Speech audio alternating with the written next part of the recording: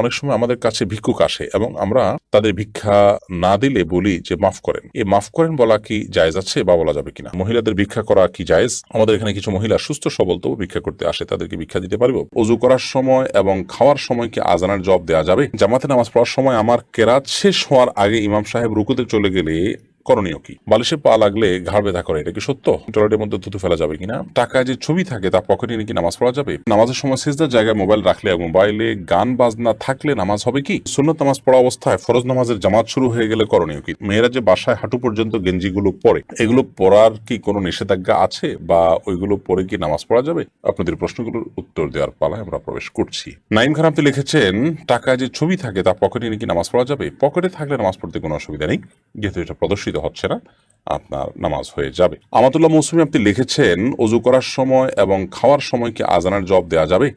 অজু করার সময় এবং আপনার খাওয়ার ফাঁকে আজানের জবাব আপনি দিয়ে দিতে পারেন, কিন্তু অজু করার সময় আজানের জবাব দিতে গিয়ে আবার যেন আপনার পানি অপচয় না হয়, অনেক দীর্ঘ সময় আপনি পানি ঢাললেন, ব্যাপারটি এরকম যেন না হয়, সে বিষয়টি আপনি লক্ষ্য রাখতে হবে। আব্দুল ওয়াহিদ রিমন আপনি লিখেছেন, মা বাবা মারা যাওয়ার পর তাদের ছবি সংরক্ষণ করলে এবং মনে হলেই সেটা দেখলে কি মৃত মা বাবার কোনো গুনাহ হবে? যদি ব্যাপারটি এরকম হয় যে ছবি আগে থেকে করা ছিল এবং এটা হয়তো কোনো ডকুমেন্ট হিসাবে করা আছে, সেটা আপনি বারবার দেখলেন, অসুবিধা নেই। আর যদি এটা ভার্চুয়াল হয় তাহলে সেটা আপনি দেখতে পারেন। আদারওয়াইজ আপনার সেটা আপনার জন্য জায়েজ হবে না। বিশেষ করে অনেকে টাঙিয়ে রাখেন, ঝুলিয়ে রাখেন, সেটা প্রদর্শন করে রাখেন, এটা তো আর কোনো প্রয়োজনীয় নয়, অতএব এটা আপনার জন্য কিন্তু জায়েজ হবে না। ফারুক হোসেন আপনি লিখেছেন, সুন্নত নামাজ পড়া অবস্থায় ফরজ নামাজের জামাত শুরু হয়ে গেলে করণীয় কি? সুন্নত নামাজ খুব দ্রুত শেষ করবেন, করে জামাতে শামিল হবেন।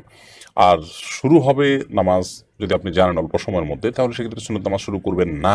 কারণ নবী করিম সাল্লাল্লাহু আলাইহি ওয়াসাল্লাম তিনি বলেছেন, লা সালা ইযা উকিমাতিস সালাতু ফালা সালাতা ইল্লাল মাকতুবা, সালাতের কিয়ামত যখন শুরু হবে তখন কোনো নামাজ শুরু করবেন না। আর উলামায়ে কেরাম অবশ্য বলেন যে আপনি সুন্নত নামাজ শুরু করেছেন মাত্র, এর মধ্যে একামত শুরু হয়ে গেল, তাহলে নামাজ ছেড়ে দিয়ে আপনি জামাতে শামিল হয়ে যাবেন। এই যে হাদিসে বলা হয়েছে যে ফরজের একামত দেওয়া হলে আর কোনো নামাজ নেই, এই কারণে আপনি এই কাজটি করবেন তারা বলেন। বাট আল্লাহ তাআলা এও বলেছেন, লা তুবতিলু আমালাকুম, তোমরা তোমার আমলকে বাতিল করবে না। এর মানে হলো যখন একামত দেওয়া হয়ে গেছে তখন আর নতুন করে নিয়ত করবেন না। আর আগে থেকে নিয়ত করে ফেলেছেন খুব দ্রুততার সাথে, এখন সে নামাজ শেষ করে দ্বিতীয় বৈঠক 4 রাকাতের নামাজের নিয়ত করলে 2 রাকাতের পরে বৈঠক করে সালাম ফিরে আপনি দ্রুত জামাতে শামিল হয়ে যাবেন। আব্দুর রহিম আপনি লিখেছেন, জামাতে নামাজ পড়ার সময় আমার কেরাত শেষ হওয়ার আগে ইমাম সাহেব রুকুতে চলে গেলে করণীয় কি?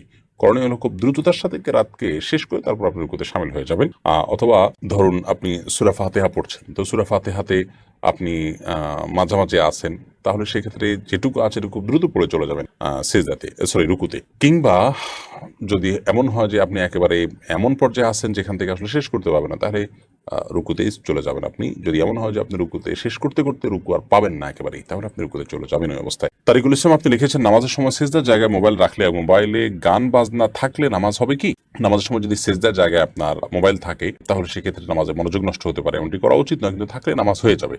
আর যদি মোবাইলে নামাজ গান বাজনা ভেতরে থাকেও তারপরও নামাজ হয়ে যাবে, কিন্তু আপনার এই গান বাজনা ভিতরে রাখার কারণে আপনি গুনাহগার হচ্ছেন, সেটি নামাজের মধ্যে নামাজের বাইরে সর্বাবস্থায় আপনি কিন্তু একটা গুনাহ করে যাচ্ছেন। বিধায় একজন ইমানদার এই মোবাইলের মধ্যে হারাম কোনো কিছু রাখা থেকে বিরত থাকবেন, এবং আগের থেকে থাকলে আল্লাহর ভয়ে, জাহান্নামের ভয়ে আল্লাহ পাকড়াও করবেন, জবাবদিহি করবেন। আল্লাহর পাকড়াও অনেক শক্ত, সেই ভয় তিনি মোবাইল থেকে এগুলো পরিষ্কার করে ফেলবেন, পরিচ্ছন্ন করে ফেলবেন। মাহমুদ আক্তার আপনি লিখেছেন, আমি অর্ডারে জামা কাপড় তৈরি করি, জামা কাপড় বানানোর শেষে অতিরিক্ত টুকরো কাপড় রেখে দিলে কি আমার গুনাহ হবে? এই প্রশ্ন উত্তর হলো যে যারা দর্জির কাজ করেন তারা মানুষের কাছ থেকে যে কাপড় নেন জামা তৈরি করার জন্য, পোশাক তৈরি করার জন্য, সে কাপড়ের যদি অতিরিক্ত কোনো টুকরো থাকে, সেই টুকরোটা যদি এত ছোট হয় যে সাধারণত কাপড়ের মালিকের সেটার কোনো ডিমান্ড থাকে না, তাহলে সেটা তো আপনি রেখে দিতে পারেন, কোনো অসুবিধা নেই। কিন্তু যদি টুকরাটা দিয়ে কিছু একটা হবে এবং কাপড় মালিকের কিছু হতে পারে বা একটু তুলনামূলকভাবে ফেলে দেওয়ার মতো কাপড় নয়, তাহলে সেক্ষেত্রে এটা মালিককে ফেরত দেওয়া উচিত, কিংবা তাকে বলা উচিত যে আপনার এই পরিমাণ কাপড় রয়েছে, এটা কি করব? তখন তিনি নিতে চাইলে তাকে দিয়ে দেওয়া উচিত। আর যদি তিনি বলেন যে না আমার লাগবে না, এটা আপনার যা খুশি করুন, তখন আপনি সেটা রেখে দিতে পারেন। এসব ক্ষেত্রে অসততা বা অসত্যের আশ্রয় নেওয়া কিংবা সত্য লুকিয়ে রাখা, এটা তো সন্দেহাতীতভাবে গুনাহের কাজ। একজন ইমানদার, একজন সৎ মানুষ, তিনি তার উপার্জন যেন সর্বোচ্চ সৎ থাকে এবং আহ, ভেজাল যথাসম্ভব না থাকে সে বিষয়ে সর্বোচ্চ চেষ্টা করবেন। আল্লাহ তাআলা আমাদেরকে সে তৌফিক দান করুন। এরপরে মাহিরা মোমো আপনি লিখেছেন, মেয়েরা যে বাসায় হাঁটু পর্যন্ত গেঞ্জিগুলো পরে, এগুলো পরার কি কোনো নিষেধাজ্ঞা আছে, বা ওইগুলো পরে কি নামাজ পড়া যাবে? আপনি নামাজের জন্য মাথা থেকে পা পর্যন্ত ঢাকতে হবে। আপনি গেঞ্জি দিয়ে হয়তো হাঁটু পর্যন্ত ঢাকলেন, তারপর একটা পায়জামা দিয়ে ঢাকলো, তাতেও হয়ে যাবে, কোনো অসুবিধা নেই। আর বাসায় একান্তে যদি পড়েন, সেখানে আপনার স্বামী থাকলে তিনি দেখলেন, অথবা মা বাবা আছেন, কিন্তু তাদের সামনে আপনার শরীরের কোনো অংশ যেটা আপনার প্রদর্শন করা জায়েজ নয় সেটা প্রদর্শন করলেন না, তাহলে সেক্ষেত্রে গেঞ্জি হয়তো খুব বেশি লম্বা নয়, শুধু হাঁটু পর্যন্ত বা হাঁটু সামান্য নিচ পর্যন্ত জায়েজ আছে। এরপরে যেহেতু আপনার পায়জামা আছে, অন্যান্য পোশাক আছে, উপরে হয়তো ওড়না আছে, তাতে অসুবিধা নেই ইনশাআল্লাহ। তার বালিশে পা লাগলে ঘাড় ব্যথা করে, এটা কি সত্য? বালিশে পা লাগলে ঘাড় ব্যথা করে, এটা কোনো অথেন্টিক কথা নয়, না এটা অভিজ্ঞতার আলোকে প্রমাণিত, না এটা কোরআন হাদিসের আলোকে কোনো কথা, এটা একরকম কুসংস্কারের জন্য কথা।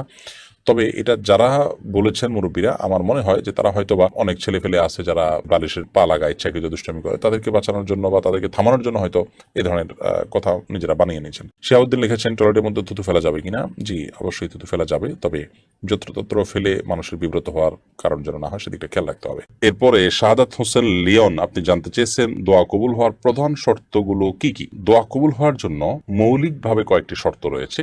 এর ভিতরে সবচেয়ে বড় শর্ত হলো যে হালাল উপার্জন থাকতে হবে, হালাল উপার্জন, হালাল ভক্ষণ থাকতে হবে। আপনার শরীরটা হারাম দ্বারা গঠিত হলে দোয়া কবুল হবে না। আপনি সেই হারাম থেকে মুক্তির যে পদ্ধতি আছে সেই পদ্ধতি অবলম্বন করে চেষ্টা করতে হবে মুক্তি লাভের, তারপর ইনশাআল্লাহ আপনি দোয়া কবুলের জন্য আল্লাহ তাআলার কাছে আপনি ট্রাই করবেন এবং দোয়া করবেন। আর দ্বিতীয়ত, দোয়া কবুলের জন্য তাড়াহুড়া করা যাবে না। অর্থাৎ দোয়া করে আল্লাহ দোয়া কবুল করে নেন, হচ্ছে না কেন, এর জন্য অস্থির হওয়া, এটা করা যাবে না। বরং অপেক্ষা করতে হবে এবং আশা করতে হবে, বিশ্বাস রাখতে হবে যে আমি দোয়ার শর্ত যদি পূরণ করে থাকি তাহলে অবশ্যই এ দোয়া আমার কবুল হবে। সেটা আমার জন্য যখন কল্যাণে, তখন আল্লাহ তাআলা আমার কাঙ্ক্ষিত জিনিসটা দিতে পারেন, কাঙ্ক্ষিত জিনিস না দিতে তার চেয়ে ভালো কিছু দিতে পারেন, আখিরাতের জন্য সব দিতে পারেন।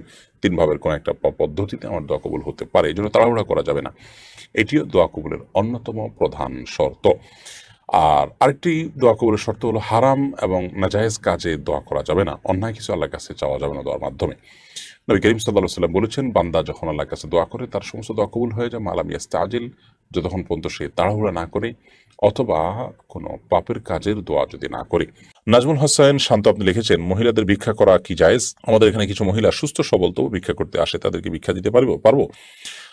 কেউ চাইলে আপনি তাকে কিছু দিতে পারেন, না দিতে পারলে ধমক দিবেন না। ওয়াম্মা সাইলা ফালা তানহার, আল্লাহ বলেছেন যারা চায় তাদেরকে ধমক দিও না। তবে তাদেরকে ধমক না দিয়ে বুঝিয়ে দিতে পারেন সুন্দর করে যে আপনি ভিক্ষার হাত প্রসারিত না করে কাজ করুন।